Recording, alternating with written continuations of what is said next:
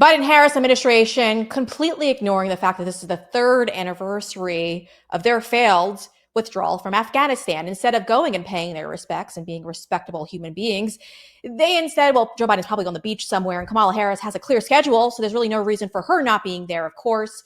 But at least President Trump had the decency to pay his respects to those 13 service members who lay their lives on the line for this failed administration. It's an absolute disgrace, but it's no surprise. Again, as you guys might remember, Joe Biden has zero respect for our service members, of course, but he'll pretend he does when he rambles at the podium about his son who passed away.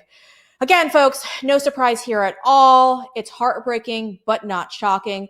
As many of you guys remember, it wasn't the end of their list of failures when it came to Afghanistan. Joe Biden was only warming up. We left $7 billion, 7 with a B, folks, $1 million worth of military equipment in Afghanistan, which now the Taliban runs around and parades in their streets because they're so proud that the Americans were so dumb to leave this amount of weaponry in its range. And ultimately, too, folks, I should also mention, it's not just that. We're also still currently sending billions of dollars to Afghanistan, literally cash on planes to Afghanistan, which likely the Taliban is seizing. But again, wasn't just that. The Biden regime also failed its people by protecting them. And by protecting them, I mean rape.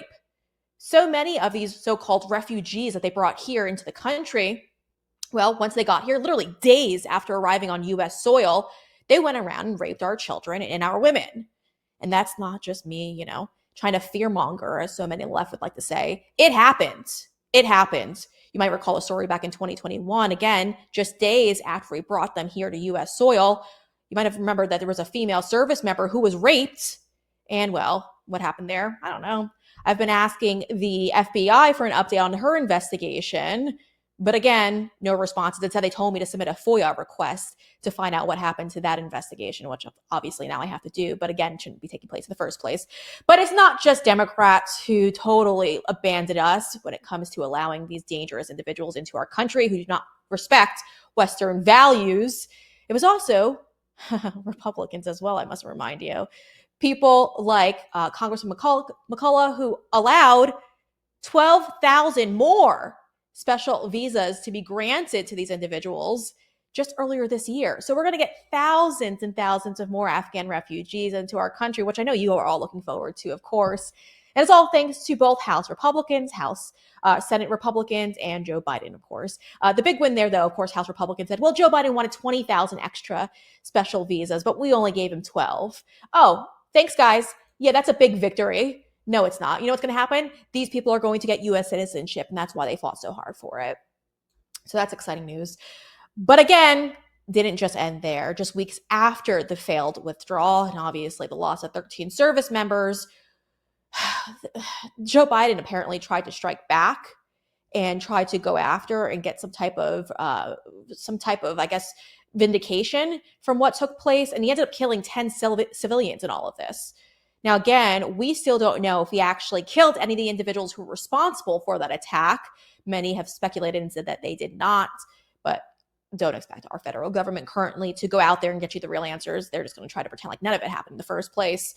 But again, all of this happened under Joe Biden's watch. And speaking of watch, remember when the service members came back to the U.S. and he couldn't even respect them enough to not look down on his watch because apparently his schedule is so busy that he just doesn't have the time to pay his respects to the service members he had killed in Afghanistan?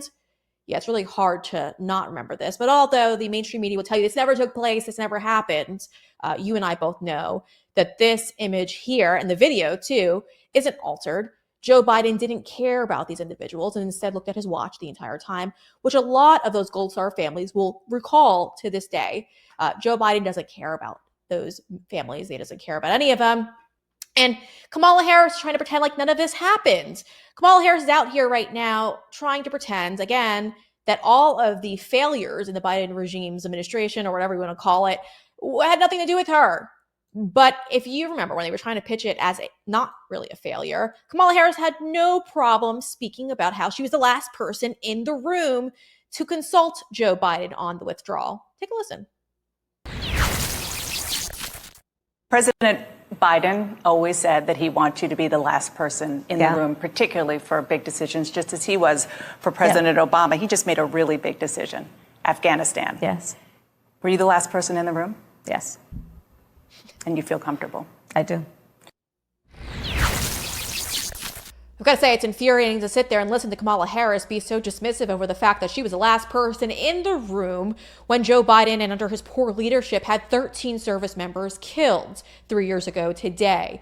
Again, the Biden regime just continues to have endless failures and then be so dismissive over. And Kamala Harris continues to sidestep on all of them and pretend like she did not play a major role in any of this. But you and I both know she did. For PR reasons, she did not pay her respects today, because what is she going to say to these families? She knows they all hate her guts, and they truly believe that her and Joe Biden are the reason why 13 service members died that day when they didn't have to. The failures are never ending, though, for the Biden-Harris regime. The Afghan withdrawal highlights just that. It's one of the many unfortunate failures that have taken place. And the only way to fix this issue is making sure President Trump gets in the White House in November. That segment wasn't brought to you by any corrupt corporations. It was brought to you by, well, you, the viewers. This show, obviously, being that I'm an independent journalist, literally relies on you at home. So if you'd like to keep us up and running, the best platform to do so is over at supportbree.com. That's where you can make a one-time donation or become a monthly donor, and you get to pick that dollar amount. So head on over to supportbree.com. If you're enjoying this content and you want to keep us on, that is the best platform to do so.